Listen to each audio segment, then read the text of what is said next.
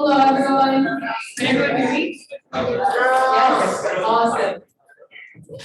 I hope you've all enjoyed the beginning of our panel today. As you all saw, we had some of our research presenters explain a little bit about what they did during this last semester. And now we're going to get started with the panel. But before we get started, obviously we'll have a short, more or less of an opening speech. Some of our community partners will speak a bit too, and then we'll pass it on to our entrepreneurs who are the star of the show tonight. So first and foremost, my name is Camilla, and I'm the current Chief Executive Officer of the Emory Impact Investing Group. It really is a pleasure to be here speaking with you all tonight, and I'm really excited for the incredible conversations that we have planned for this evening. The Emory Impact Investing Group provides microloans to entrepreneurs in the Atlanta metropolitan area. Our work derives from Dr. Peter Roberts' research, who was very kind to come here today, which demonstrated that there are significantly fewer micro businesses in impoverished regions in Atlanta. Since our founding, we've strived to change that by not only reducing barriers to network, knowledge, and capital, but also by providing advisory support to the entrepreneurs as they grow their businesses. The first time I attended an EIG panel was in my first year here at Emory, and I was crammed in one of the chairs right there in the back because the room was filled with students, community partners, and Guajardo supporters, just as it is today. The last 3 years have flown by, and much has changed, but the community rallying around EIG has stayed constant. I'm on the opposite side of the room today, but really feel just as I did in my freshman year. An immense awe of the strength, resilience, and support of the community we've built and of the people that have backed and encouraged us along the way. It's incredible to witness, and I really feel honored to be here. EIG has grown tremendously as an organization since we last got together in our panel in 2019. We've dispersed more capital, had entrepreneurs graduate from our program, and moved to a more flexible repayment system to better accommodate for the impact that the recession might have had on our entrepreneurs and their businesses. Repayment restructuring showed us that all our processes needed to be open for change, especially if we wanted to continue delivering value through changing times. We streamlined the transition from due diligence to consulting, cutting 2.5 months off of our loan approval timeline, as well as redesigned the analyst experience by introducing trainings to build more meaningful consulting projects for our entrepreneurs. Our development wing welcomed WEI as our newest official accelerator partner in Atlanta. And our research division, as you all saw earlier today, has combined applicability, data, and theory to further our understanding of Atlanta's entrepreneurial landscape. As an organization, we strive to make changes to better support the communities we serve.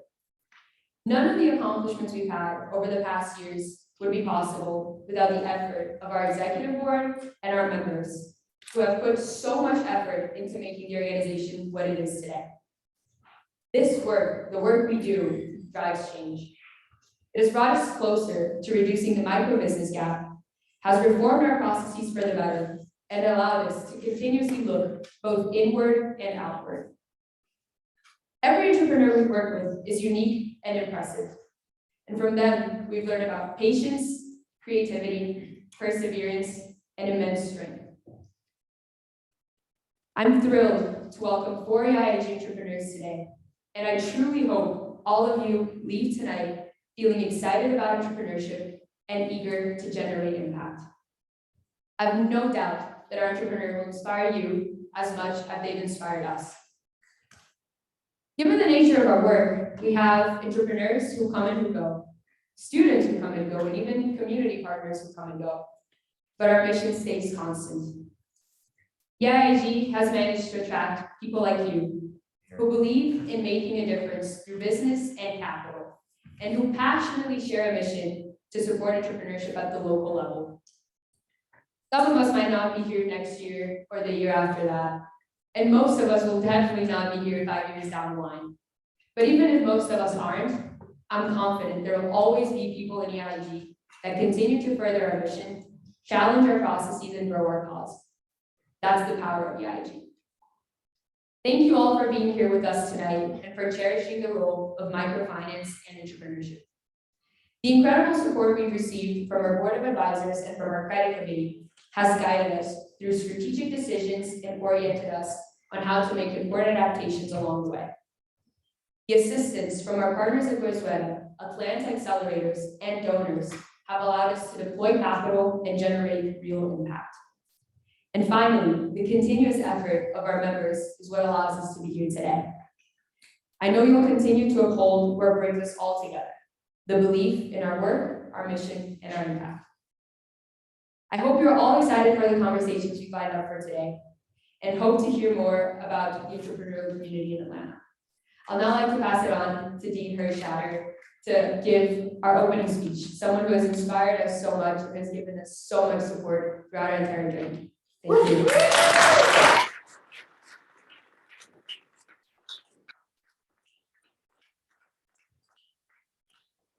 I should have coordinated with Camilla because I'm not even a little bit sure I'm going to say anything she didn't say. Mostly, I want to thank you and welcome you. I want to let you know that I consider it an incredible privilege to be associated with this group. I made a few notes. I just want to get to them. As you heard, EIG has a pretty lofty mission. No less than to help close this microeconomic, micro-business gap, to spur economic development, to provide early stage microloans along with knowledge, along with networks, along with support that will lead to sustainable growth for ventures. To me, those are big shoes to fill. I believe that it represents the best of what it means to be an Emory, what it means to be part of the Goizueta or an Emory education.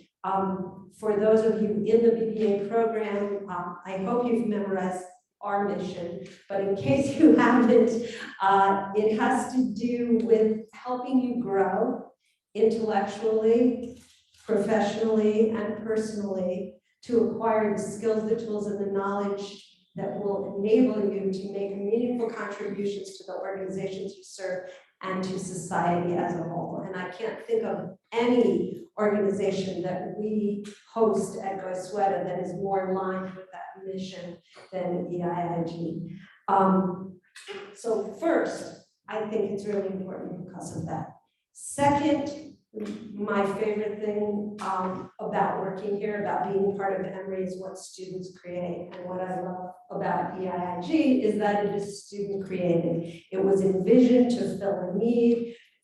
Gap was seen in the marketplace. Students, with some help, put together a plan for action, created an organizational structure, and that's how it was born. And in my history here, it's not a very old organization. So third, it has been a pleasure to watch it thrive in all the ways that it has, to see the students take governance of it, to see the alumni come back with pride and watch its growth. So it evolves along with the vision and the goals of the students running it, but still stays fast to its core mission. And importantly, for any organization you build, assures its own permanence by peer-to-peer networking and putting in place transitional plans so that it continues from one year to another.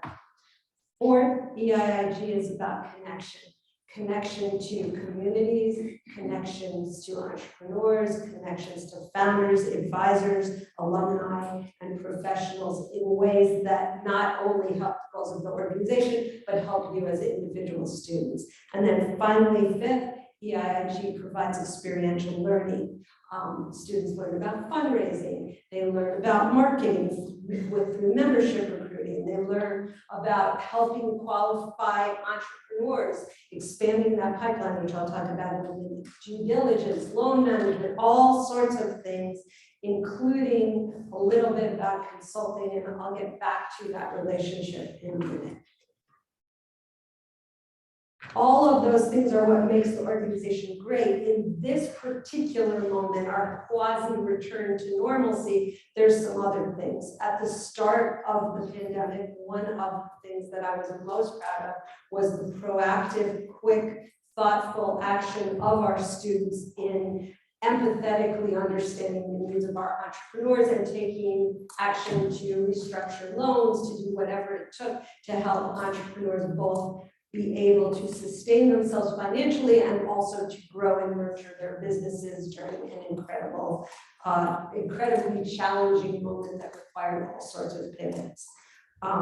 As we have returned, as you heard, there is now a more efficient loan processing in place. There is an idea about creating buckets of expertise so that the entrepreneurs can reach out to our student population for whatever sorts of needs they might have, whether that's social media marketing or a move to Quicken to do their accounting, or maybe even, for those of you who are learning to code, a little bit of modeling and data management. Also, and importantly, EIIG has expanded its pipeline and reached out to a bigger pool to serve with more skills and more needs met. So I'm super proud of all of that, and I deeply thank the students for all they have accomplished.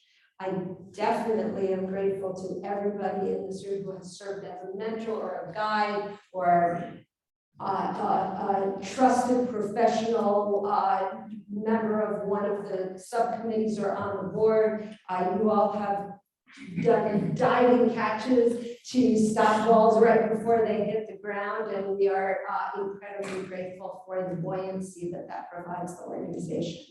But I said something before about the consulting the students do. And I know that the students who do that consulting very much believe, and I certainly hope are adding value to the entrepreneurs. But the group that I really want to thank is the entrepreneurs themselves, because the value that you add to our students' experience cannot be measured. You are exemplars of resilience, of coachability, of flexibility, and of passion. You show what it's like to create something out of nothing, to push, to overcome obstacles, to leverage your expertise, but still be willing to backfill any gaps that you might have in your skill set, to remain flexible, even while you're keeping your eye on a goal that maybe only you can see, and most importantly, to find within yourself the passion and the drive to work towards your dreams. And I promise you, there is absolutely nothing that we can teach in the classroom that comes close to that. So thank you very much.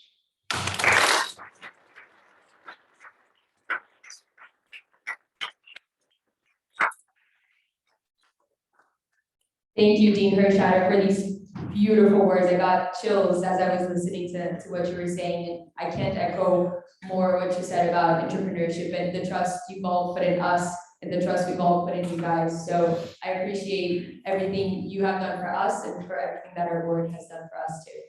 I'll now hand this off to Mr. Brian Vogel, who serves as the Managing Director of the Venezuela Business and Society Institute and is delivering tonight's keynote speech. Brian, in addition, keynote opening remarks. Brian, in addition to working tirelessly to build impact through his work as an educator and his time with Start Me's Accelerator program, has advised and worked closely with EIG for as long as I can remember.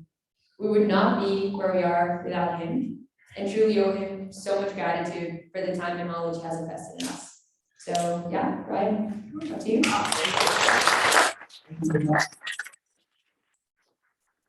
It's awesome to see the EIG community, I think, in the best place possible in real life on our campus. That's what I think is what it's all about, is relationships and community. So, loved our time on Zoom and all those boxes, but it's great to be back together.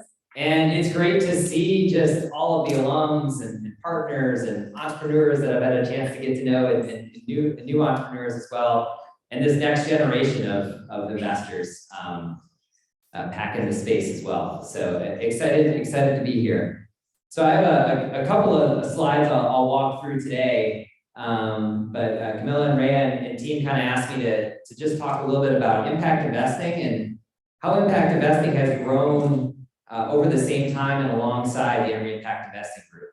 EIG got started back in 2014, which isn't that long ago, but at the same time, with all that's happened in the world and all the really important issues, I think we see why impact investing is really important and why this is part of a business school experience and should be essential as we develop principal leaders. So we'll talk a little bit about that evolution of both EIG and the rise of impact investing. And I put a question mark here because I think it has risen in many ways, but there's also new challenges that we really need you as the next generation to help impact investing in our society tackle. So what is impact investing? Luckily, we have Dr. Peter Roberts here, who's researched impact investing for a long time. He's very familiar with GIN, or the Global Impact Investing Network. But I really look at impact investing as yes and investing, and I look at it as investors that really have a lot more courage and are open to dealing with risk and open to deal with opportunity and measurement in new ways. So yes, it's about financial return, but the and part I think is really what's exciting, right? It's about the purpose, the positive and measurable social environmental impact that these investments create. And so impact investing takes on a huge spectrum, right? Of huge opportunities. I kind of grew up in impact investing space that was about grant support and philanthropy, which is hugely important. Almost $450 million came out of U.S. philanthropy last year. But what's really powerful about impact investing is billions of dollars get unlocked when you cross the spectrum. And we know the issues that we're tackling today when we talk about climate, inequity, enhancing and protecting our democracy. Those aren't issues that are about millions, those are issues that are about billions and hundreds of billions. So impact investing is about unlocking and solving problems at a lot larger scale. So way back in 2014, this gentleman, Brandon Walker, said, what if and why not? And I remember came to Peter Roberts and I and said, we really want to help this Start Me Small Business program. We really want to mentor these small businesses. And Peter and I said, well, how much experience do you have? And Brandon said, plenty. So we kind of got out of his way. We worked with Brandon.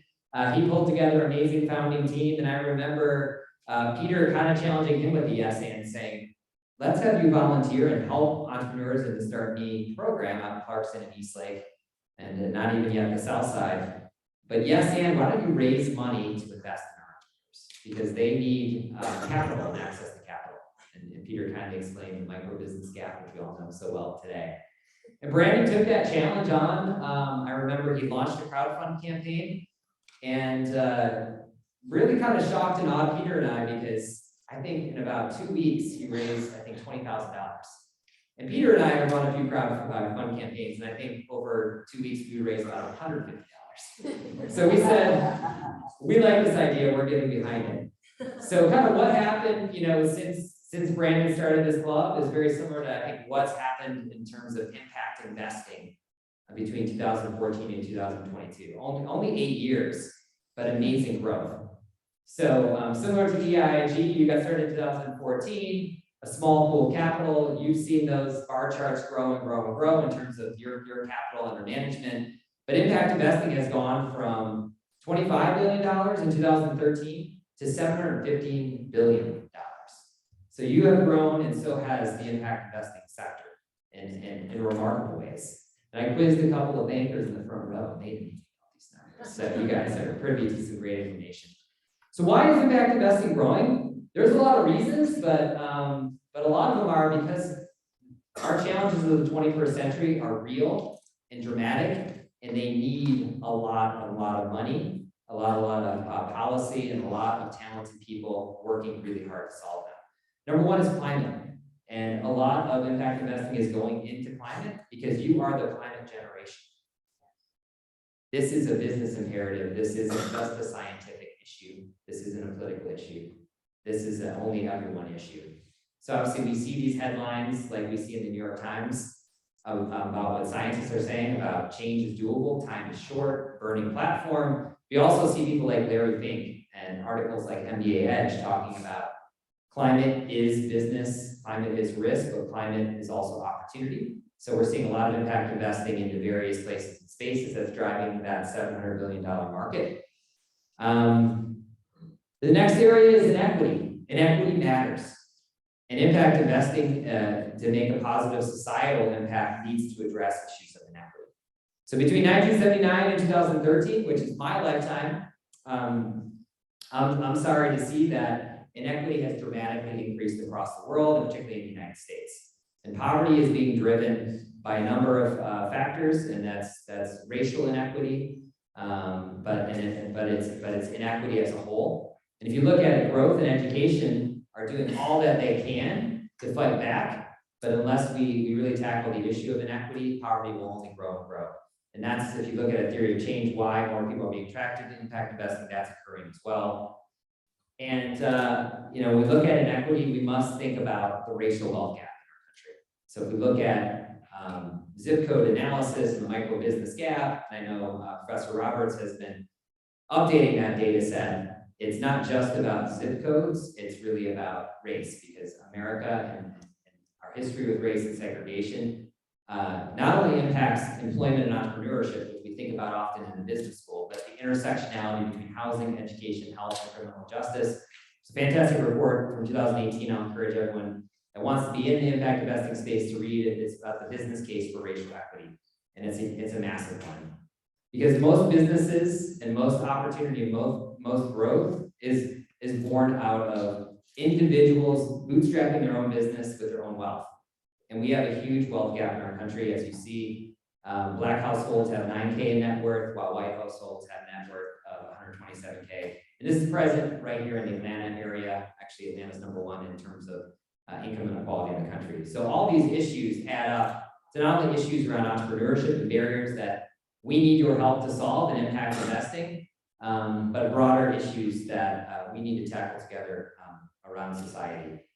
But there are some good news, I think, around the value and importance of local businesses. We've all seen it for a long time, and Professor Roberts and I have been telling people that entrepreneurs in our communities in places like Clarkston and Eastlake and the south side of Atlanta are building really amazing businesses that meet needs, that create opportunity for themselves, their families, and people in neighborhoods, but create vibrancy and create the culture that brings everyone to neighborhoods.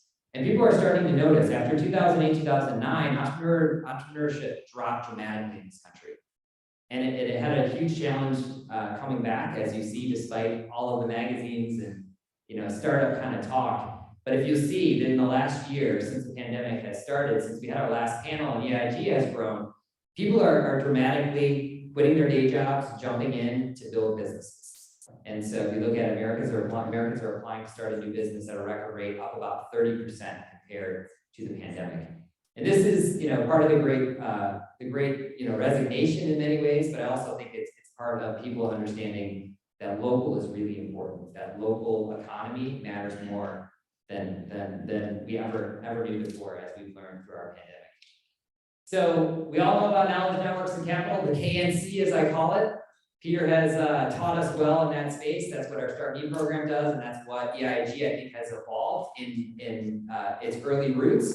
And I think the ecosystem, much like EIG, has evolved. So accelerators, incubators, investment funds like EIG and others, and other intermediaries that are here to lift up and support entrepreneurs, as we see reflected in the Startup Ecosystem Guide of Atlanta. When that first came out, I think it was about 6 pages, about in 2012 or 13. Now it's like a phone book, so it's great to see all the ecosystem support.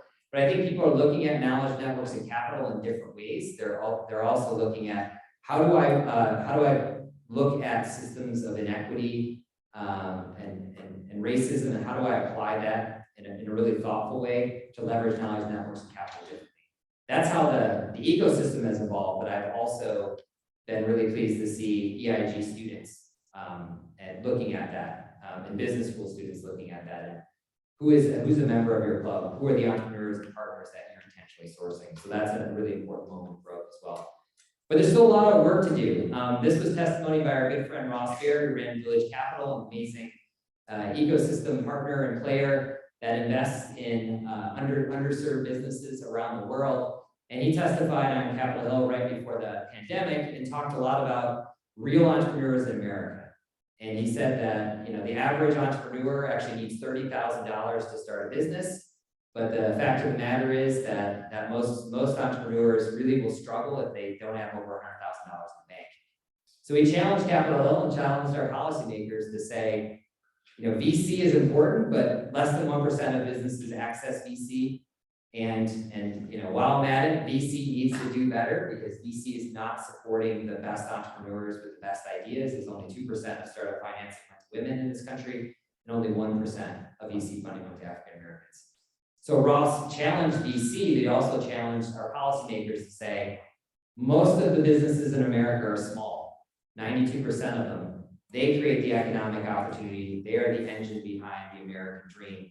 We need to create more opportunities for those that don't have $100,000 in their pockets. We need to get better access to both lending and grants and other capital to help folks grow. So lots of important work to do. This was an amazing study in Stanford Social Innovation Review. It was titled Overcoming the Racial Bias in Philanthropic Funding, and it was written by Echoing Green, which is an amazing organization that we really admire here at Business Insight Institute, and Bridgespan, which is a very well-known consulting firm. And even though it says philanthropic funding, this should apply to impact investing as well. Is 4 things that the sector and the impact investors and all those ecosystems players need to challenge themselves to do more intentionally is to intentionally diversify their sourcing pools. This is one area that I've seen EIG really lean into it. Is who are you partnering with to find diverse entrepreneurs? And how hard are you working to build new partnerships? Secondly, dismantling unconscious bias in all of your assumptions, your systems, your practices and processes. Many times those are blind spots, many times those are touchy issues, but it takes deliberate work, learning, and honest reflection. Thirdly, you need to rethink your assumptions about what is worth funding and what solutions are most promising. And the only way to do that is to get proximate to relationships, to problems. And entrepreneurs are, in fact, by definition, problem solvers. They are creating products and services and movements to change the world. And then lastly, treat those you invest in as partners. And I've heard Dean Andrea talk about this earlier, and Amelia, you talked about it. This room is about partnership. It's not students and our portfolio. It's about partners, right? We talk about that at all levels. So the importance of continuing to treat those you invest in as partners and being really aware of that inherent power difference between those who have money to invest and those that are seeking money. That's real, that's tangible, but how do you be open, honest, and respectful and create partnerships? Because partnerships are what our communities built on and what will really help us to solve issues like inequity and climate change in our country. So with that, I'm really proud that EIG has really grown with the sector. It has leaned into the challenges. And I think by seeing who's in this room and the energy and interest that you're willing to take these on and tackle these as change makers, as investors, hopefully not just here when you're at Gusweta, but in your careers, your civic life, and personal life.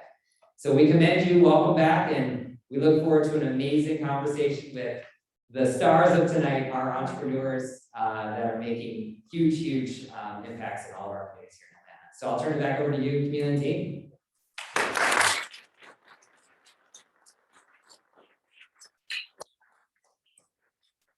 Thank you, Brian, for the lovely words. Thank you for being such an inspiration to all of us, and all the knowledge you bring to every single conversation we have with you leaves us more inspired, more sure and certain of the work we do and the reason why we do it. So thank you for being with us. I'll now pass it on to Ria, our Chief Operating Officer, and Jonathan, our Chief Research Officers, who will be the moderators of tonight's panel, and to the entrepreneurs who I'm sure it's the reason you all came here today. So I'll pass it on also to Kemi, Kevin, Mary Ellen, and Tweet. So please, if you guys want to come to the stage.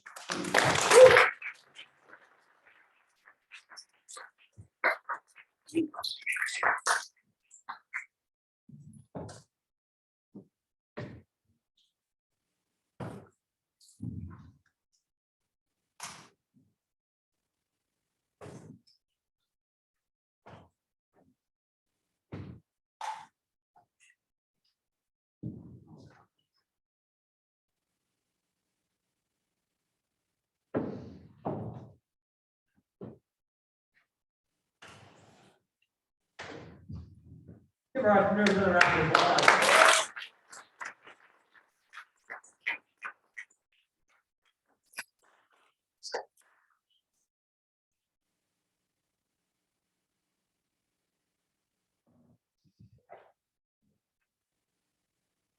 Hello, everyone. Thank you all for coming out. And it's great to see you all in person after an incredibly long time. I think a wonderful place to start is introductions. So would you mind telling us your names, your businesses, what accelerators you all have found, and when you'll join EIG?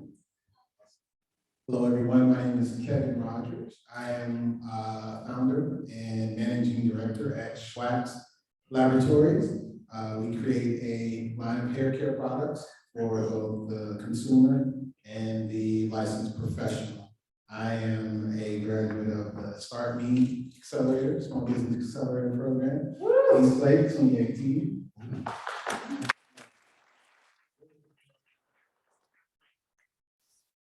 Great evening, how are you? My name is Kimmy Bennings. I am the owner and founder of Carrot Dog. And Carrot Dog is a vegan, fast, casual concept. It's a spin on the American classic hot dog. What we do is we take a brine of about 16 different spices. We brine the dog, marinate the dog, and grill the dog, and it literally has the taste and texture of a hot dog. We have about 14 different variations of the dog, and looking to branch out in a few different directions.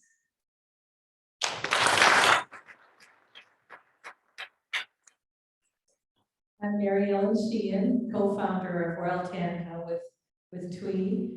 And we were part of the accelerator, the Start Me Accelerator 2019, I think, Clarkston. And EIG, we started in the last year or so. So we're really excited to have our skincare product launched and working on our next products.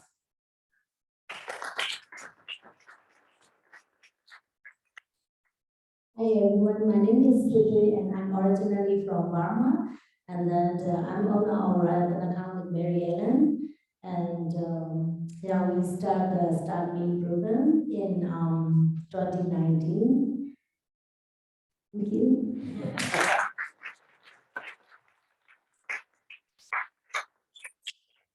Thank you so much, guys. I know we're all really happy and welcoming to have you guys here. But I actually wanted to start by giving all of our audience members a bit of a better understanding about what it's actually like to be in your shoes as an entrepreneur.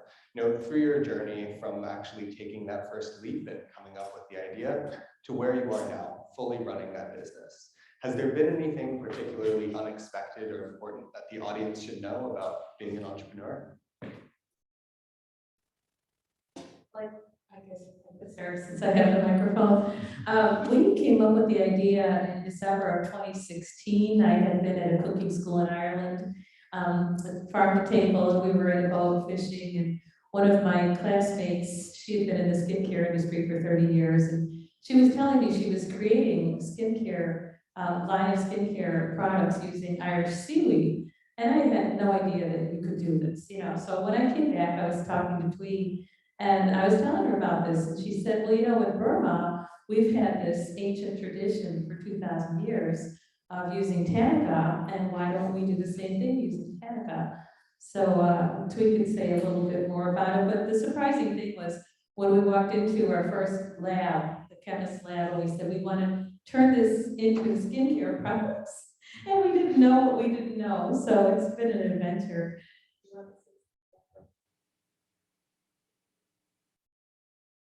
So we grew with this anaconda. This is from the tree, and we only use the bark. So thank you.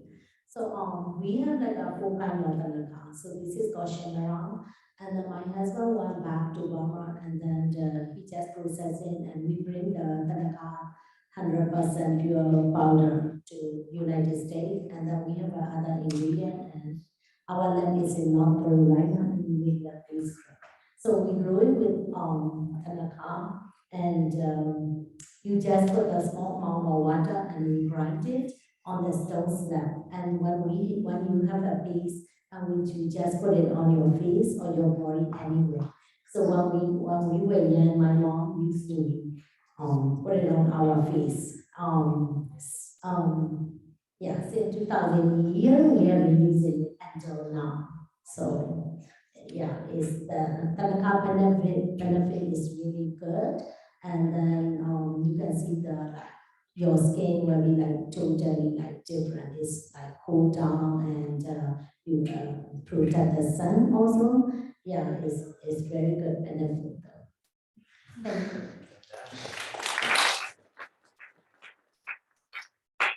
So the concept of care dog, much like you, I was traveling and I was in San Juan, Puerto Rico. Stumbled into I'm always looking for the vegan options wherever I go. Stumbled upon a place called Peace and Love Cafe, where the chef and I, we locked eyes and we felt that we had found a connection in just culinary arts. She invited me back into her kitchen and said, hey, I'm working on something. And out comes this carrot that she's working on, and she's asked me to taste and give my honest opinion and feedback. And you know, when people ask me for their honest opinion and feedback, I was a little taken aback by that. But for me, some of the spices were a little bit different, but it had a striking resemblance of a hot dog. And we ended up spending maybe 2 or 3 hours of time, and she literally looked in my eyes and said, Kimmy, you have to create this in Atlanta. This is something that is going to, it felt like a Morpheus moment, you know what I mean? Like in the Matrix, it felt like, listen, this is what you must do. And so that was 2015, 2016, I took it to the kitchen lab. I came with my own recipe. I have a Southern palate, so you know, it takes me all the way back to the cookouts when I was a young kid. And invited some friends over, did some tastings, and people were like, yo, this tastes like a hot dog. So I put it out of my mind, and it wasn't until maybe a couple of years later, 2 things happened. One, I was in a business class, and they said, well, you know, what would you do next with your cooking? I said, well, you know what, I'm not really sure yet. My partner and I want to just shout out my partner, Tashana Miller. We were at a bonfire, and someone said they had a carrot dog. And it was almost like I had forgotten about it. But when she said that, it just kind of reignited my passion in it, you know. And when she tried the carrot dog, she said, oh, it tastes like a carrot in a bun on some bread. And I was like, oh, don't give up hope yet. Let you try this carrot dog.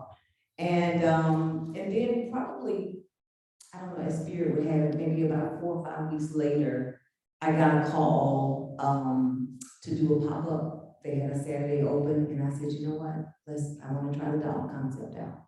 So Carrot Dog was born in 2019, and we've just been putting our heels to the ground. I think every day is just motivation. You know, when people try the dog, that's motivation.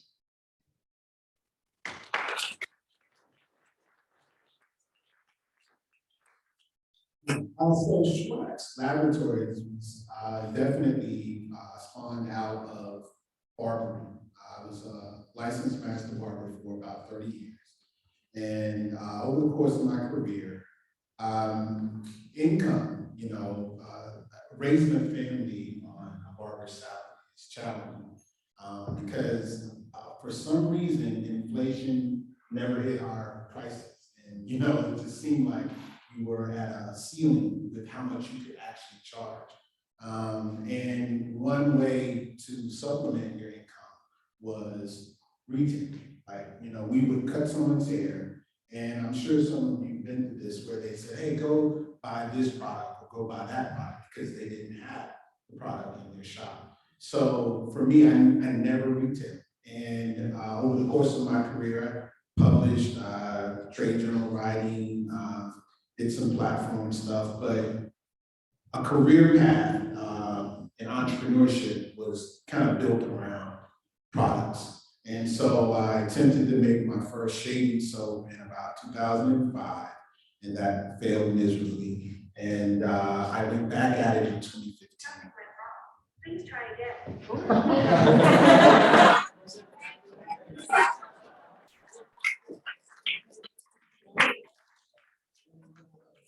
In 2015, right. In 2015, I took a shot at making a shaving soap and did well, but the problem with the soap was that it still kind of dried the beard out. And so I attempted to make a conditioner that would be a supplement to the shaving soap. And I didn't add enough water in the emulsification process. And it came out as a butter. And I sat there and I was staring at it, just trying, because barbers are cosmetologists. If you get a color, you get some sort of chemical service, you experiment a lot. And so that was just the day I was sitting at the table, like, what is like? And my wife jokingly was like, what is that? And I said, wax, because it was shea butter and jojoba wax and water and beeswax. That was the first raw version, and she laughed. And I had failed at so many businesses that, anytime I started something, she would just be like, oh God, here we go. So because she laughed, I was like, well, it means something. Something is there. And I just kept going. And fortunately, I fell into a meeting over in East Lake for Starkly. And that was the beginning, literally for me.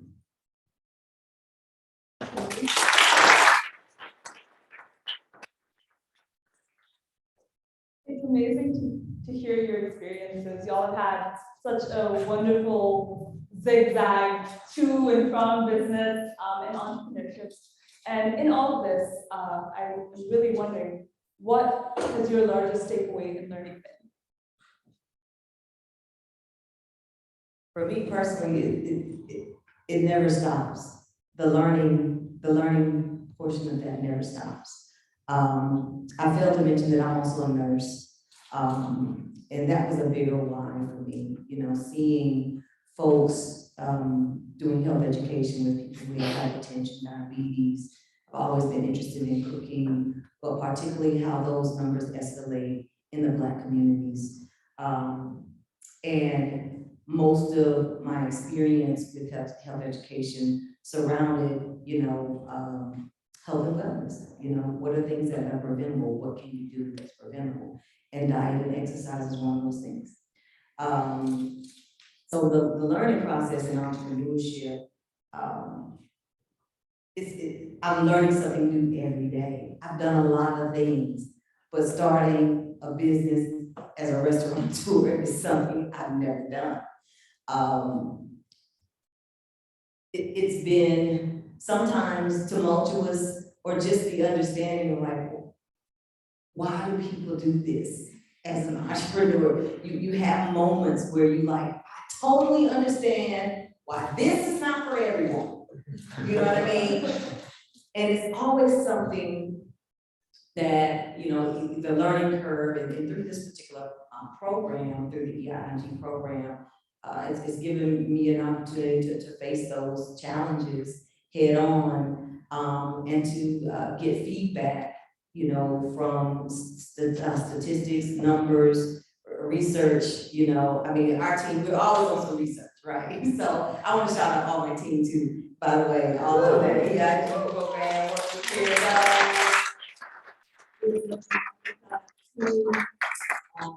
we go all the way back to, Carl Dutton was one of our first members in our team. Yeah, and he moved on, and then Lene, and then she moved on, and it's been a remarkable thing. I found out about EIG through a young man named Jonathan Tesher, who's been doing some amazing work in the city of Atlanta for a very, very long time. And, you know, when Jonathan speaks, it's like you listen, and, you know, every step of the way through the daily learning process, you get enriched, you know, something else motivates you to continue to put one foot in front of the other. It's a phenomenon. I can't really explain it, but it's like something that says, keep going. And I think planting my feet firmly in this program, it gave you no excuse, you know. And I'm from Augusta, Georgia. You don't take nobody money, and someone borrows some money, you gotta come through. You know what I mean? So if nothing else, it really is a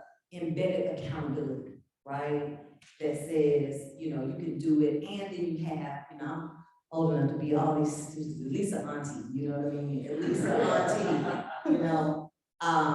So, you know, coming from, it's a duality with the students as well as the entrepreneur, because, you know, here I am, you know, I have a role to motivate the team as well. You know what I mean? And to inspire them, and to be inspired. So truly is a duality and a process in which we're all being enriched and learning. And also I find myself in a role of, you know, there's life skills lessons in there, you know, all those things that we're being able to impart, not only through the knowledge of the business, but just being able to work together and work as a team.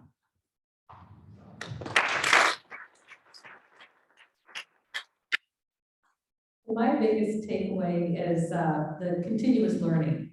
We are teachers, and so this was a whole new industry for us. And like I said, we didn't know, and we ended up at a contract manufacturing lab first, not knowing what that was. But after a year and a half, we figured out, and we were able to get to another lab. And then there was, you know, just learning the terms, learning how to order containers, wanting glass, but realizing you can't really find glass in the United States for less than 20,000 at an order. So we had to like do a worldwide search, and ended up in Italy. So we got our glass containers, and trying to be very sustainable with our materials. So we don't want plastic tubes, we're gonna get sugarcane tubes. We have to go to Switzerland and Hungary for them, because here you have to buy 20,000 at a time. So it's just the constant learning. Now we have some products, and it's selling, social media, you're getting the product out there, getting the awareness of this new ingredient, Tanica. We've been compared to when shea butter first arrived on the scene decades ago, people didn't know what it was. And so they had a corporate influencer, The Body Shop, that helped teach the world about shea butter. So we have Tanica, which is a new ingredient, but it's the challenge is to educate people on Tanica. So now, the other day I was listening to somebody talk about, you know, once you get your products like into Target or something, they can't just sit on the shelf. You have to, and I'm like, oh my goodness, I never thought of that. So for me, it's the continuous learning, which I do love to do, but it keeps on going.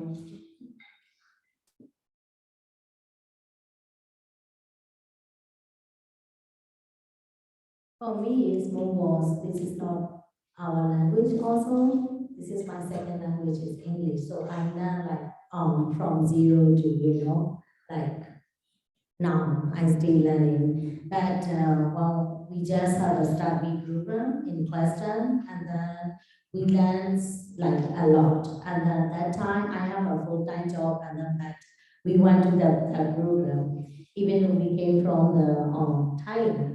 So we just changed at the airport, and we run to the program, and we just really like amazing to see these wonderful people. And then what we don't know before we realize that. So we appreciate it. And now EIIT group is really we appreciate and stay learning is not easy.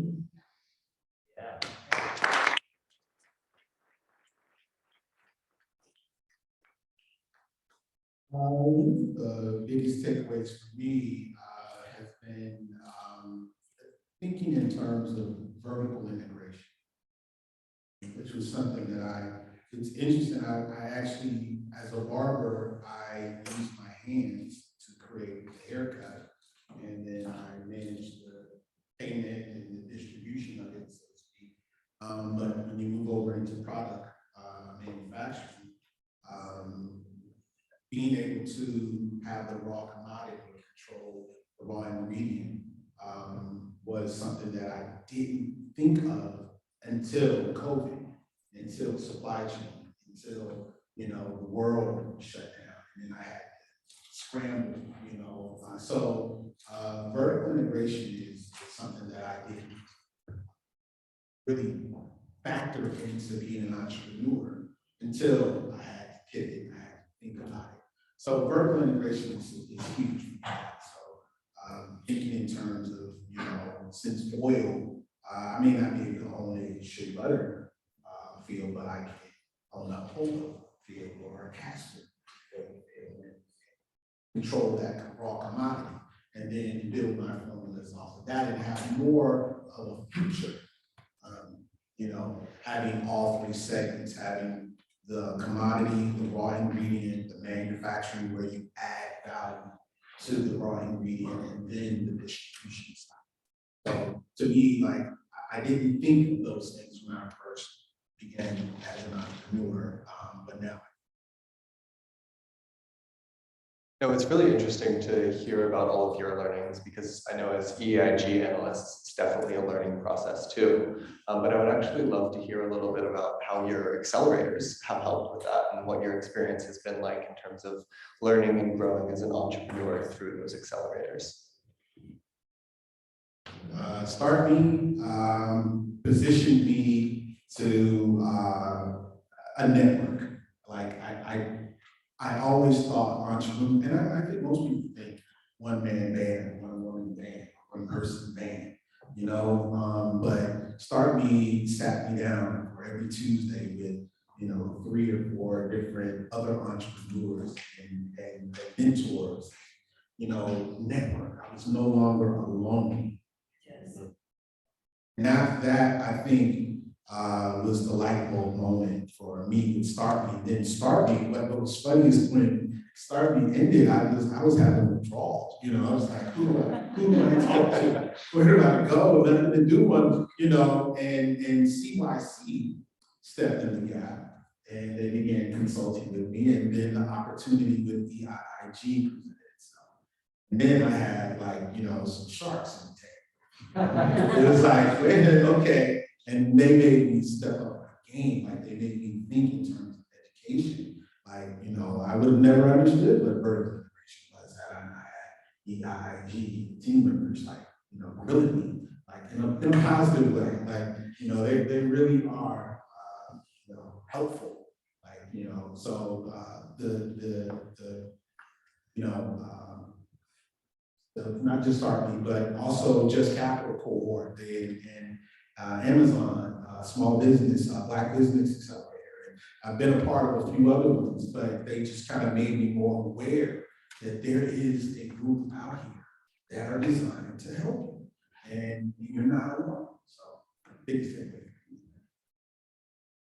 I have to piggyback off that and say definitely the networking and, you know, feeling alone, especially, you know, I think that's kind of where race comes in, you know, and really having true, not only access to capital, but real true visionary support. Like, who has taken a restaurant and grown and scaled it? Like, you know, who can walk with us in the process of now, you know, some of the other retail avenues.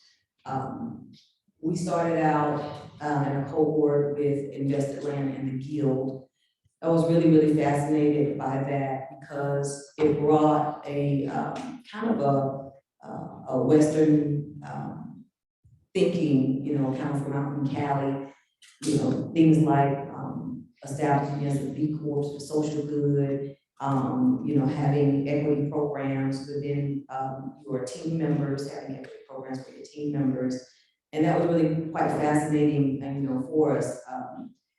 At that point, COVID happened. We were then a part of another program that was co-led by Jonathan Tesher, who actually recommended me here. It's called Create. And, you know, to piggyback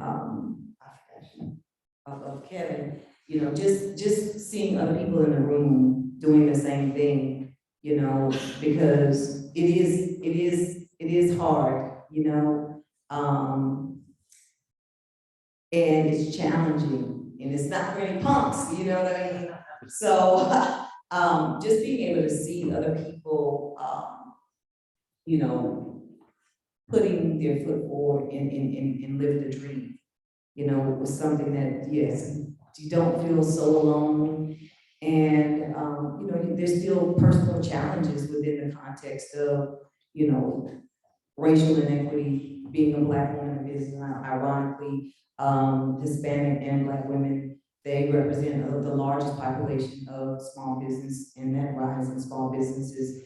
And so to still kind of somewhat feel some of those pangs, and having our journey through Carrot Dog, it's really been helpful to have EIIG and that support, and to not feel all alone. And to Kevin's point, every single week being able to you know, come together and talk about different aspects of the business, as well as, you know, researching what the best way is to go, what's the most powerful way in which to utilize the monies. And when we actually started out and applied to this program, you know, our vision was one thing, and then it has just totally shape-shifted. And I think that really speaks to entrepreneurship in general, which is being flexible and being, you know, creating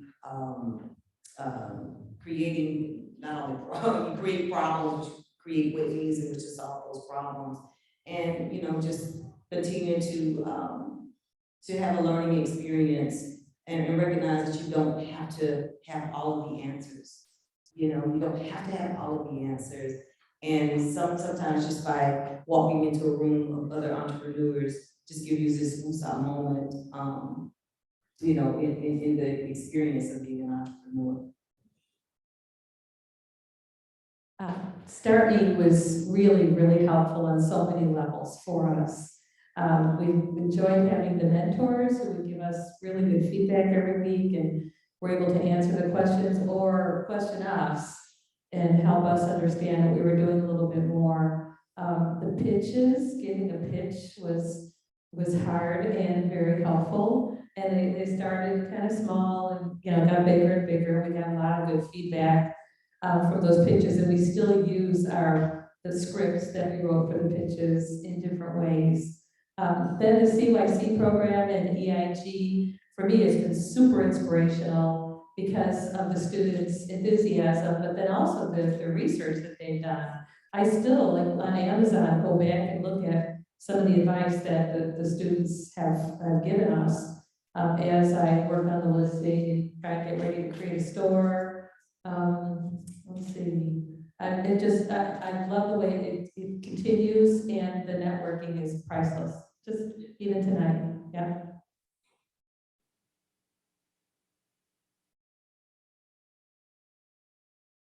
Yeah, because of the pitch. Also, we have a Shark Tank. We call us, but we didn't get it for first time, but we applied for second time. That time, yeah. So we just stay waiting.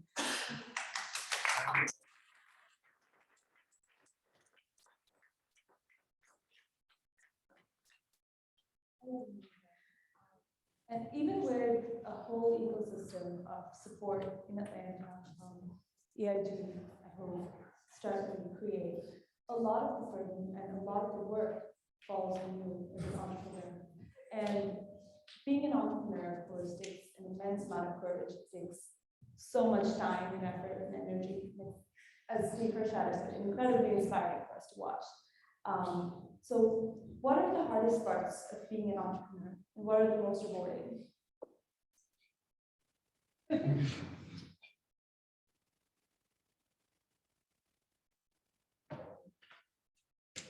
I guess I could just jump in. So the hardest parts for me of being an entrepreneur, like I've said, was just really, and I now looking back, I have a field of vision where starting out, I had kind of like a naive dream, and it was good because that kept us going. We didn't know how hard it was going to be. So that was kind of the easy part. The hard part is just the continuous, we were able to take this and make a really, really good product, but now we have to sell. And for me, that's really challenging. So personally, that's where I'm at.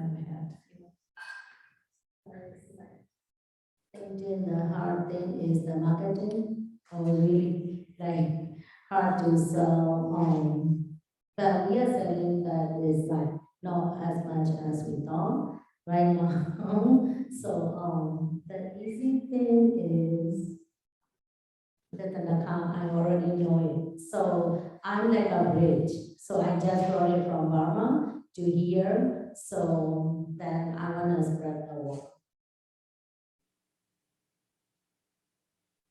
I think the most challenging part, the hardest thing is how do we grow and scale this thing? That's from a seedling, you think about the spark and then the enormous courage to say, all right, I'm gonna take this leap. Then you get to a point, all right, I have a great product, okay? The easy part, the motivation comes from when people try to dog, our target market is, our health conscious, people. How do we grow and scale from a standpoint of our concept, our retail side, like you buy a pack of hot dogs. We just gotten back our shelf life study for the carrier dogs to provide them in the stores. Our target markets, those are still yet again, those underserved areas, neighborhood markets where you can go and buy a pack of hot dogs. Like you buy a pack of hot dogs, you buy a pack of carrier. How do we get this thing, how do we grow and scale it? Not only grow and scale it, but all the components in that, the production, how do you meet the demand? All of those deliverables, operations. And real talk, like as a Black woman, and being kind of in some spaces pushed out of those spaces. The how and even have a knowledge base, that's been the most challenging. I'm like, beginning with the end in mind, I can theoretically think about all those things, but who is a carrot farm, or, how do we bring it down to even sustainability from a standpoint of, when we think about our end goal is a franchisable concept. So we think about, okay, the carrots need to be around the same size, we can create some jobs with that, but beginning with the end in mind, how do we get there?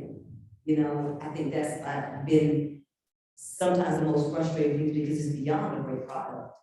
It's the how to, So, I've been committed to like, just don't stop, because sometimes along the way, there's people and light bulb moments that happen that really spark, yet another motivation to say, okay, let's keep going, But that's really been the most challenging thing is just, sometimes being, just racial equity, and being, having those opportunities available, to us, especially coming from, like, we're still like 1 day a week, but we've been in business since 2019. So some of those resources are kind of, we push out of some of those things with eligibility. And so sometimes it just becomes the hardest thing, it's just a frustration sometimes. But every time someone tries a dog, it gives me more motivation. The tough parts, letting go of what I believe for truth. I think a lot of times as an entrepreneur, you start with goals and passion, and you believe in something, and sometimes you have to let go of what you believe for what the truth is, like what the numbers are saying, or what's actually happening. I think of, in my particular case, my business model originally was B2B, right? That's all I cared about. I didn't really want to sell to a consumer. I wanted to empower barbers and cosmetologists. Well, COVID happened. So barbers and cosmetologists no longer were in business for a while. So then I had to really rethink, well, what happens if this happens on a larger scale? And at that moment, Amazon kicks in. So now my B2C is happening, and I don't even know why, My sales started moving, and that was it, So I had to abandon, in a way, what I believed for what was actually happening. And that was hard because it was saying, well, this is me, this isn't, you have to think now B2C only is, what if you don't make any money this way? Or what if you can't profit doing this wholesale micro distributorship model? That's hard, I think, for a business person to say, oh, well, I missed the mark, or maybe it's not the time, and being patient, chop your feet, wait for the block, wait for something to happen for that part of it to grow, but don't let go of what is happening, So it's a balancing that. I think what you all just said is honestly very empowering and inspiring, because despite all of those challenges that you guys have faced, we've still seen you make a tangible impact, both on individuals' lives and the community. Given all of the talk about impact investing we've heard today, I would love to hear a little bit about how your businesses create that impact within your community. Well, I hope in our case that, we're empowering barbers and cosmetologists through wholesale opportunities. I know that as a barber, my annual income increased 30% because I retail. So I didn't have to do anything other than stock my shelf. I have to make a product, but just me as an example, if I replicate myself, then all they have to do is stock their shelf and provide a quality product to their clients and generate more income. So impact-wise, that was my way of approaching. But since then, the awareness of the environment has definitely taken center stage in terms of plastic use, our carbon footprint, how we get products, how we ship products, has come on the forefront. So not only do we want to have an impact as far as helping other businesses grow, but we want to have a footprint, a carbon footprint that makes sense for the present. So changing the world one care dog at a time. From a health and wellness perspective, being able to provide an alternative, a plant-based alternative, when a large part of the population really concerned about health and wellness, and I think out of the pandemic, people had an opportunity to be introspective, to really think about, life, family, and health. You know, a lot of people came out of the pandemic with a few COVID pounds, and that was even more present from a standpoint of, you know, how do we, you know, meet that gap? So, you know, bringing a healthy alternative to fast food, ironically, probably about 30 to 40% of our customer base is not vegan. So we see that people are just interested in being a lot healthier. Also, where we're situated in the southwest area of Atlanta, where there exists food deserts and not a whole lot of healthy alternatives. You know, we provide that healthy alternative in a fun, creative way. Also, you know, I've been in the Atlanta arts, music, and culture scene for a while, so I've networked in a few different arenas. And so, you know, you're always gonna meet, you know, other powerful, socially conscious people, creatives. And we're proud to say that, you know, just various working relationships have, you know, have been made as a result of people coming to Care Dog. We also support 2 other small businesses. We use, on one of our dogs, we use Palmer's Pickles and Things, which is another small black woman-owned business. And also Maggie and Paul Snickerdoodles, which are some snickerdoodle cookies. So we also, you know, want to not only take a powerful stand for Carrot Dog, but, you know, how can we lift a hand up and also motivate and inspire others through their products, you know, to give them a platform as well. So we find ourselves in a unique space when people are watching. You never know who's watching you and who's looking at you. And that could be the very, I had a conversation with a young chef earlier this week, and, you know, just asking questions and being inspired and motivating the next generation of culinary artists, or people who are interested in plant-based, and really provide an opportunity to push that forward. So it's really, you know, just creating a win-win, you know, for us as well as the people that we serve, the environment that we're in. I'm excited about being in Southwest Atlanta.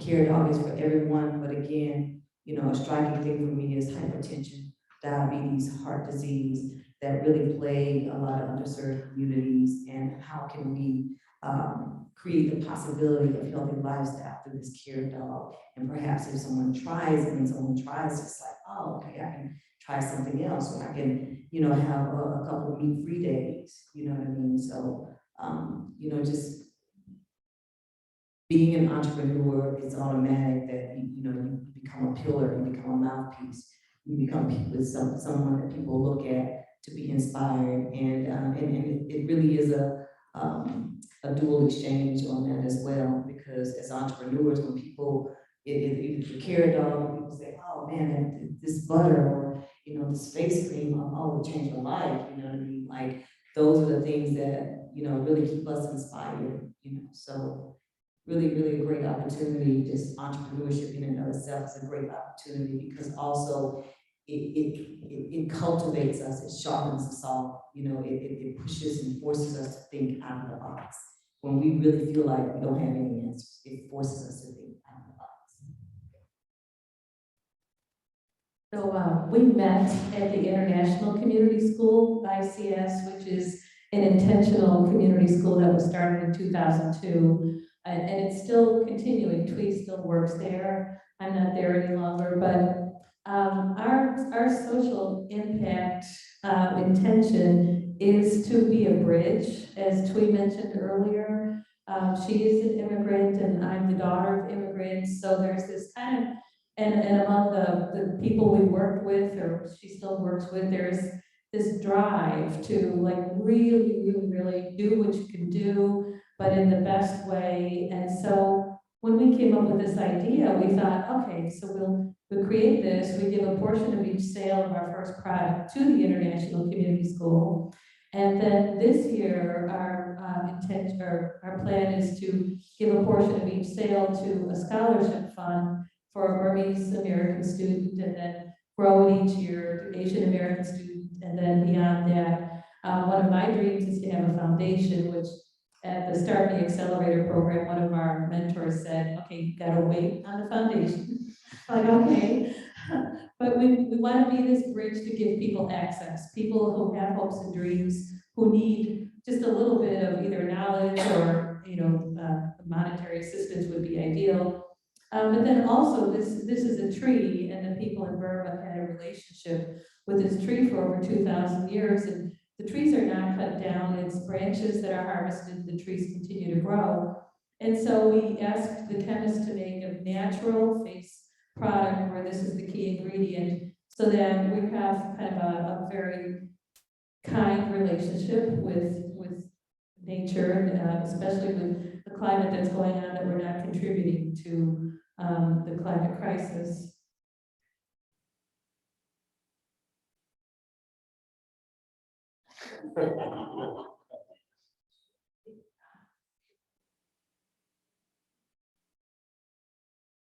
Finally, before we move to Q&A, I'd like to close our discussion by coming full circle back to your businesses. So would you be willing to share a recent update? What's next, and what are you excited about?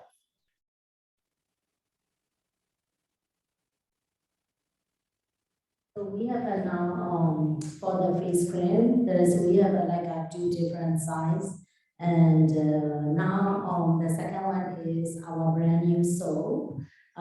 We brought it here also, you can look at it after. And then our future will be like hand lotion and then the eye cream.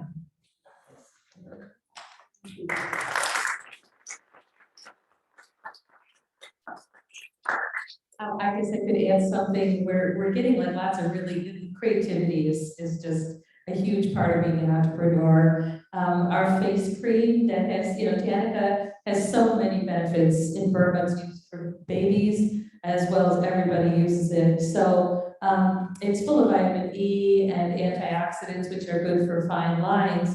So our market customer was older women, but it also is used in Tanica for acne, even though we can't advertise that. When we had our little incubator shop in Decatur recently, somebody came in to buy a small jar for her daughter, and her daughter's face just cleared up. And so somebody said, why don't you just take the same cream, put it in a different container, and you've got immediately 2 markets, 2 products. So it's just exciting to get this kind of feedback as we go on.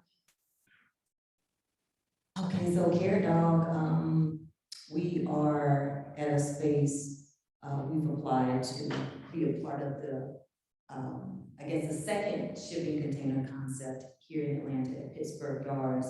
It's a wonderful, wonderful, wonderful establishment over in Southwest Atlanta. And when we first started this program, I really looked at it as somewhat of a case study, of how to grow and scale a business. And recently, this past semester, being a part of the farmers market was an extension of that, and it really, really made sense. So being able to spread the word on campus, not only as a vendor, but a part of EIIG was just another amazing tier for us. We just got back our shelf life study from University of Georgia. The dogs will have a shelf life of 7 weeks, refrigerated. So looking at, while the shipping container concept is, not concept, but they're going through invested land and all of those various things, looking at ways of the possibility of launching that particular arm, and really figuring out the best way possible to launch that retail side, and also to continue what we're doing on Saturdays as well. We just recently were on NPR this past Monday, which was really, really nice. Talking about some of the same, being a Black woman in business really was a topic of conversation. And so that was a proud moment. We also, last week, we were contacted by Atlanta Magazine to be a part of one of their features on fresh forward foods. And they came and did this whole big photo shoot. And I'm still like, God, we still don't know what we're doing, you know what I mean? But people are noticing, okay, great, So, these are the little lights along the path that says, you know, keep going, you know. Again, I just will say an amazing thank you to my partner, Tashana Miller. She's, you know, she deals with all of the ebbs and flows, and there's sometimes there are weeks, man, I'm telling you, there are tearful moments in entrepreneurship. Don't let anybody lie to you, you know. But it is really, you know, helpful to have a partner to be able to bounce things off of. You know, that's kind of where we are, you know, just we really, we need a space to do everything that we're planning to do, especially with some of the guidelines and restrictions of Atlanta, and, you know, having a commiserate kitchen and all of these various guidelines in which to even do those things. You know, it's amazing how you get to a certain point and then there's still different things to go through and hoops and this. Wow, I didn't know that part. I thought I was done with that, you know. That's what we are, you know, and I think that, you know, being in an amazing place to pivot. We also finished our 41-page business plan, and we're really super proud of that. And I have to say hats off to the team as well with the ING. That's definitely a motivation through everything that we were doing. It's like, okay, I have to, you know, get this business plan, which sometimes, you know, seems just like this looming thing, you know, and through different application processes, you know, you're asked various questions. Like, I don't know about that. Oh, lean model business can. Oh, well, let me do that. Okay. So it's been an extreme great learning process. That was a milestone, being able to complete that business plan. And so, you know, we've also the possibility of attracting the possibility of an angel investor. So kind of seeing what that may look like and navigating through those particular processes. And yeah, that's where we are.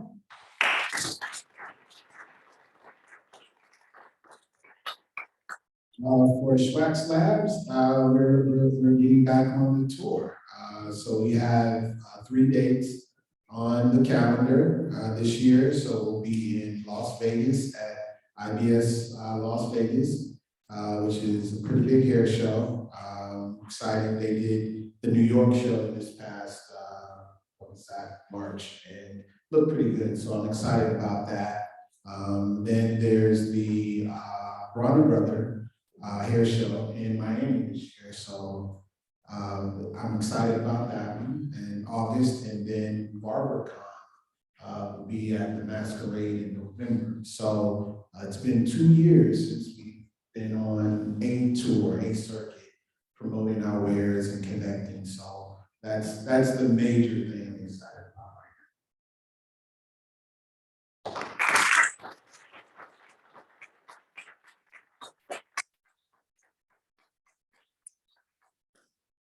I think we can turn to Q&A. So anybody with a question, we will start across the mic, of which we only have one. Not all at once.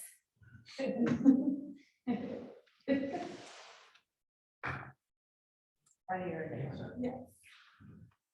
So, for like a lot of people, like starting a business can be like a really daunting, scary endeavor. It can deter people from starting a business just from fear alone. So I was sort of wondering, what advice would you give someone to overcoming that fear of failure? Fear of failure. I think I've said it before. I think the investing in yourself is never a loss, right? The experiences that you gain from attempting, succeeding or not, I don't look at as failure. I look at it as investment. And so entrepreneurship, solving a problem, fulfilling a need, serving others, you can't lose, you know? You can't fail at that. You may get better at it, you may learn where you're good or you're not, but you know, if dollars and cents is the only reason that you do it, I think that can lead towards failure. But if the reason that you're doing something is to help someone else, to build someone, or even investing in yourself. You can't. That's my approach. I feel like the fear and the daunting and all of that, somehow I feel like it's a part of it, you know? Because we're truly birthing something. Like, you know, you just have this open canvas, right? And if we parallel it to birth, right? You know, I liken it to contractions along the way. You know what I mean? And because if not, everybody would do it if it was easy, right? And I remind myself of that several times a day sometimes. You know what I mean? So I really feel like the daunting, the fear part, because there's such a sense of accomplishment when I finished that 41-page business plan.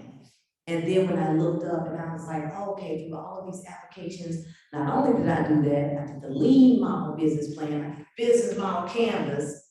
And then through those processes, you gain more of an understanding of, you know, even though you may not know what you're doing, I'm gonna understand what it looks like, what I think I'm doing. You know what I mean? So I really feel like it's a part of it. You know, like there are times that literally I'm in tears, like, WTF, I don't even know what is, you know, but on the other side of that, it's like, all right, someone calls and says, oh man, somebody told me I carried on. I'm like, oh, I was just crying about that, you know what I mean? So I think that, you know, expect it, you know, and know that's a part of it. It's just like school. Like, how about that class that you really didn't want to take with that professor, you know? But you got through it, right? You may have to dig in a little harder. You may have to study a little longer, but you got out of that class with a B, no doubt. You know what I mean? So I think entrepreneurship in and of itself is like you sign up for this challenge, and you know, it really is a process. You know, it's you know, beginning with the end in mind, but also honoring the process to get there. And even that is daunting and fearful at times. Even when you get over one hurdle, it's like, oh, okay, you know, but it's something about, you know, it's something about bolstering that fear with other pillars of maybe networking or borrowing $10,000 from EIG, you know what I mean? It bolsters all of those things, you know, to say like, wow, not only did I believe in me, these folks believed in me as well. Like, I always tell the story of Sam, y'all know Sam Moss, who's a part of this. So Sam told me a story. He said, I brought this to the committee, Kimmy, and they were like, Carrot Dog, what? And I met Sam because Sam dropped me an email saying, oh, well, you know, well, first he came by himself, okay? The next week he brought his wife. I was like, Sam, oh, he could brought a wife. The week later, he brought 10 people, right? So, and it set out, they had a picnic and all these things, and I was like, wow, you know, they believe in it, you know? We believe in it. It's like, and how do you pitch this whole Carrot Dog thing and nobody's heard of it or anything like that? And that always sticks with me. And it's always a motivation, and it's always like accountability. And you know, continue to put people around you that can be in your accountability circle and that can also push and motivate you. And sometimes, you know, give you those with a kid. You know what I mean? I like your birthing analogy, probably because my daughter just had a baby, and I'm just thinking about, yes, before you have the baby, it's all wonderful and exciting, and then comes delivery, and it's very scary. And then the baby's born, and in this case, she was, you know, absolutely wonderful and beautiful, and then come home and the baby's crying, and the baby keeps, so it's like, you know, you create something, and it's, you go through the fear, you just keep going through it, and then it's wonderful, and then there's another issue, and you just deal with it like life. It's also helpful to know your why. I don't know if you're familiar with Simon Sinek. He's got a great TED Talk, and And when I first saw it, in the midst of all this, I thought, oh my goodness, our why, why are we doing this? Why am I doing this? And it taps into your passion. So if you keep remembering your why are you doing this? I think it helps get through the fear.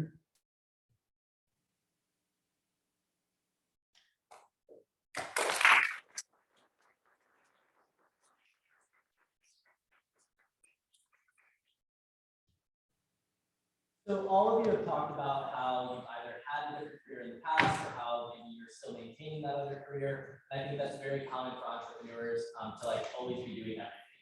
How do you balance or maybe like juggle everything that you're doing with trying to run and start this business? I was lucky that I was able to retire from teaching and put my whole effort into this. But looking back at my life, I was always an entrepreneur, but I didn't know it. I did different forms of education, tried to open a bread business years ago. I wish that I had known I was an entrepreneur a long time ago. For me, it's a different, I'm also full-time position and then plus this business. So it's very challenging also because of the language and again, like it's still like,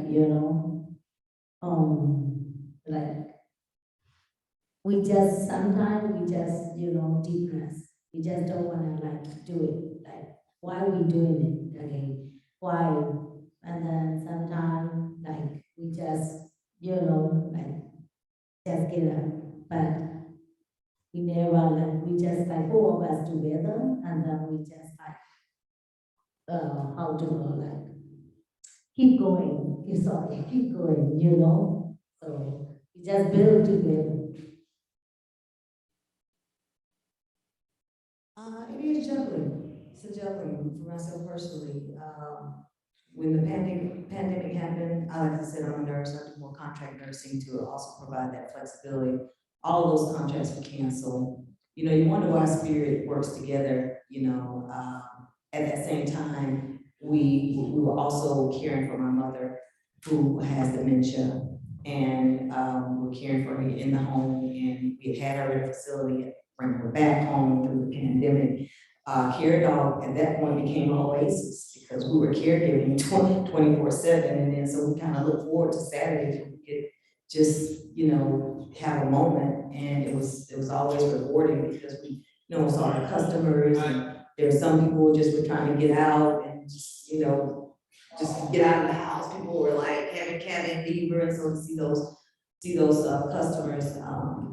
And so, since then, I've worked part-time here and there, but like, again, like my industry, totally wiped out all of my contract. Luckily, I had a bit of savings and, just jumping off a bit at that.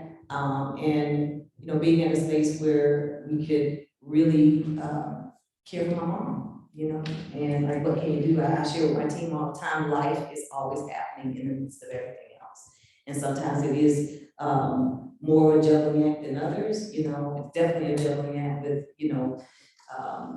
sometimes paying bills and running the business when the business is not necessarily, you want to put everything, really up until very, very recently, this full transparent moment, I put everything back into the business.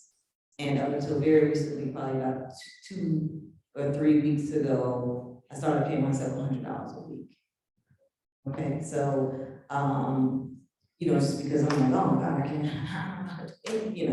so it is somewhat of a juggling act, but it just, I don't know, sometimes it just seems to work out.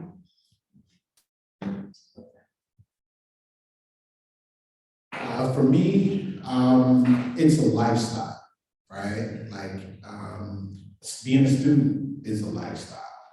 Being in a relationship is a lifestyle. Being a parent, you do have to dedicate time, and you have to regulate, your habits, and that's what and as a barber, barbering is a lifestyle, so when I adopted entrepreneurship as a lifestyle and not just something that, I do, it's a regimen and like working out or how you eat or, you know, when you go to work, when you don't, like setting hours, it is regimented. And the more you adapt it as a lifestyle, the more it becomes, you know, natural, not so much forced, not so hard, but it becomes more of a natural thing.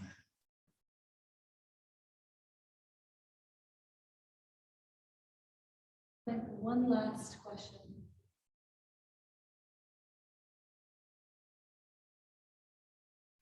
Thank you all for being here with us today. I guess I feel it here, but I was just curious if you could talk a little bit more about what makes Atlanta a special place to start a business. Oh, that's a good one. You know, Atlanta, it's so unique in that it is, I grew up in the metropolitan DC area. So if you weren't working for the government, working for the military, or had a contract with the government, or had a contract with the military, you really are kind of out there. Really, it didn't feel like an entrepreneurial town. Well, in '93, I moved to Atlanta. At the time, my fiance, we got married 3 months after we got here, and business just flourished. It was just, I can't, you know, from a barbering perspective. It just, you know, we were out in Clarkston off of Rocket Road. We were one of 2 or 3 shops out there. People were moving here. Atlanta just creates this entrepreneurial spirit, and I don't know how to put my finger on it. It just is. And you know, everywhere we go, we say, "Oh, we're based out of Atlanta." People are like, "Ooh, ah," you know. And so Atlanta, I really wish I knew what the secret sauce is with Atlanta, but it is just a booming entrepreneurial town. That's what I. I'll start out by saying one of my good friends, Atlanta influences everything. And I've been in Atlanta since the late 80s, early 90s. First of all, in the creative arts scene, and Atlanta is a place where you can get anything popping, you know what I mean? I think it's something to be said about the South and the Southern iconography and the enormous amount of minorities here in Atlanta. It's just fertile ground, it's fertile soil, you know, and it's a place where you can also look around, particularly, you know, as a Black woman, to see so many Black businesses, you know, thriving. You know, it gives you a sense of purpose. I started out in Atlanta in the poetry scene. I was also a nurse, and so it's kind of merging of the health and wellness as well as the arts. And you know, the ecosystem of Atlanta, you know, and everything becomes integrated, you know, the arts, music, and culture scene, fashion, you know, health and wellness. I think all of these things kind of collide in Atlanta, which is why we see, and I think that, you know, the cost of living, you know, as opposed to, you know, out west, you know, people have been coming and migrating to Atlanta for numerous reasons. You see the film industry today, television and film industry today. And so I think it's changed from when we were the '93, but I think still it's such a powerful place to massage any type of idea, and to feel somewhat supported in whatever it is you're doing. I agree, Atlanta is very, very fertile. We came here in 1996 during the Olympics from Chicago. And I was just really impressed. Atlanta seemed like a big city in a small location. My children were musicians. They both played the violin. And my daughter was able to become part of the Atlanta Symphony Youth Orchestra. But in Chicago, it would have been, you know, really, really hard to get in with the Chicago Symphony. So, you know, it was just like, oh my goodness, we could do this. There's diversity of schools, of people. And I was thinking, when I first moved here, I taught at Marist, and I was thinking, gee, I really want to work with the international community and create a school. Well, the school was being created, and I found it right before it opened. an international school, and it's just like there's so much here. It's a very, very rich environment. I've been one of a kind.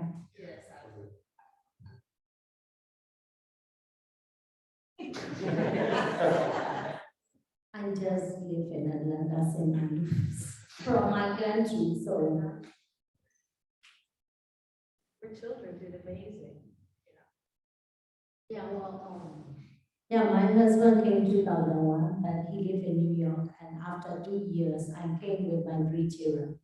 Our 3 children, that is my first trip to come from my country, away from parents, relatives, friends, everything, and I have no English, like zero English.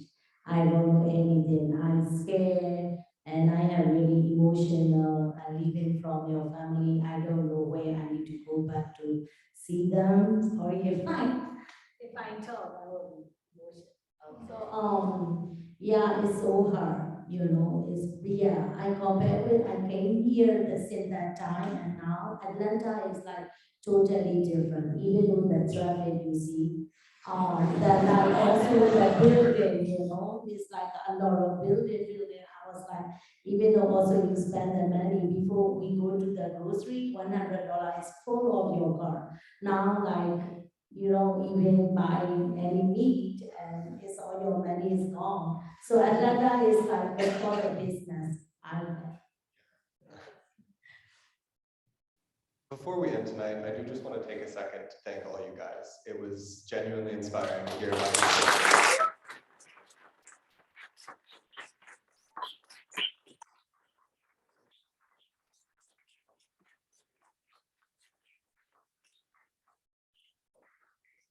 Yeah, thank you all for being here. It was amazing to hear, very inspirational as always.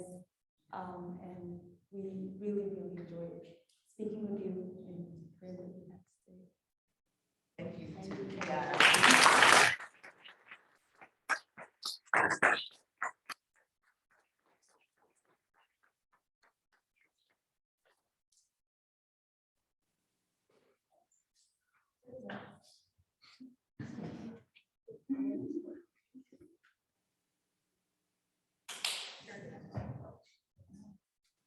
As Jonathan and Rhea said, thank you all so much for the inspiring words and listening to everything everyone has to share. It warms my heart to know that we're so fortunate to be working with all of you guys on the day-to-day and seeing the amount of progress you've made and how much you guys trust us to do some of the things that we try our best to do and to support your businesses. It's truly an honor to just be here listening to everything you guys have to share. So from the bottom of my heart and everyone in the room, thank you so, so much. Thank you.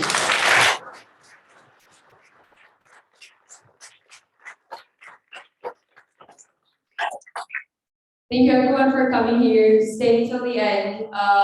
For those that came for the junior seminar credit, we're gonna manually sign everyone in. So if you haven't signed in the beginning, just shoot us a message or an email or something. But we'll manually sign everyone in if that's okay. We're gonna be staying a little longer if you guys want to talk to the entrepreneurs. And yeah, if you guys haven't got food, feel free to do so. And thank you for staying with us tonight. Thank you.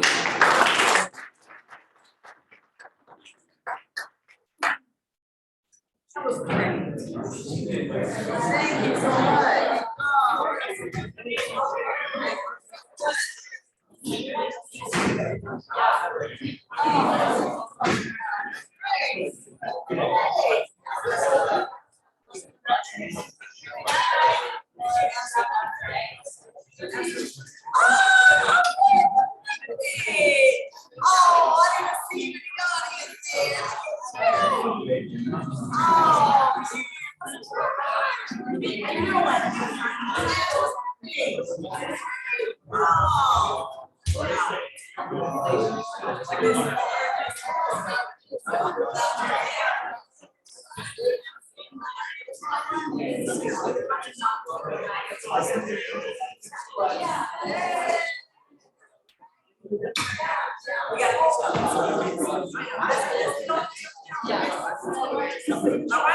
All right, great.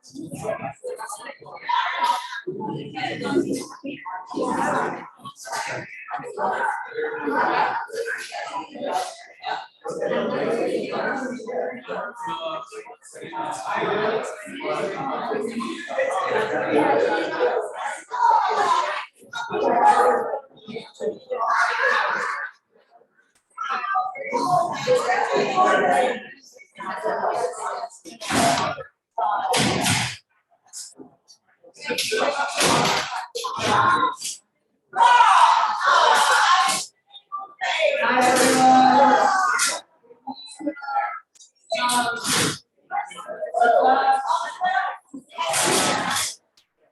we could all get together around the woods next time. We want to take pictures with the entrepreneurs. So we all.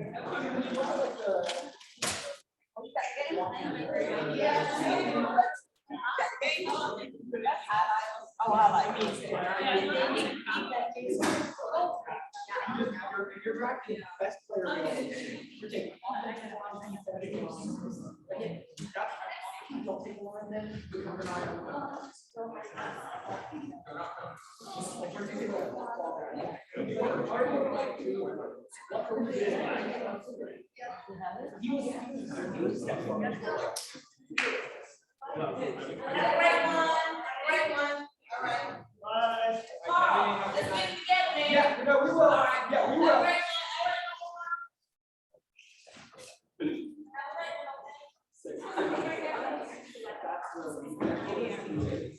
I'm hoping, my goal is this week, I'm hoping to be.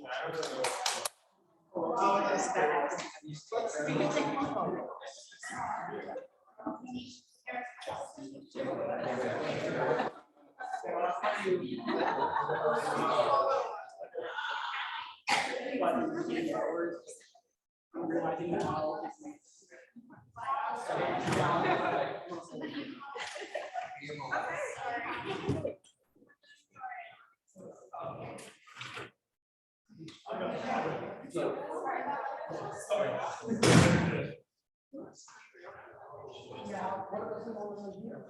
I will update you.